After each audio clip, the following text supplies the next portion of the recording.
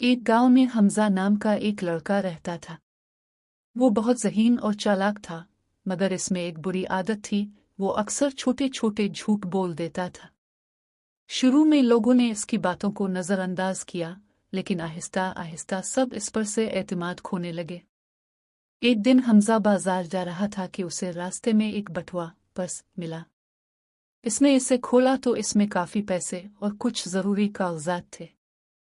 हमजा के दिल में ख्याल आया, अगर मैं ये पैसे रख लूं तो किसी को पता भी नहीं चलेगा। लेकिन इसी वक्त इसे अपनी उम्मी की बात याद आई, बेटा, सच्चाई हमेशा कामयाबी देती है और अल्लाह सच बोलने वालों को पसंद करता है। फिर उसे हमारे प्यारे नबी प्रॉफिट मोहम्मद की तालीमात भी याद आईं, जिन्होंने हमेशा सच्चाई और अमानतदारी का दर्स दिया। हमजा ने फौरन फैसला किया कि वो सही काम करेगा। वो बटुआ लेकर करीबी दुकानों पर पूछने लगा कि ये किसका है। आखिरकार एक परेशान आदमी मिला जो अपना बटुआ ढूंढ रहा था। हमजा ने मुस्कुराकर बटुआ इसे वापस कर दिया। वो आदमी बहुत खुश हुआ और बोला, बेटा, तुमने आज सच्चाई और ईमानदारी की बेहतरीन मिसाल कायम की है। अल्लाह तुम्हें कामयाब करे। इस दिन के बाद हमजा ने कभी झूठ न बोलने का अहद कर लिया।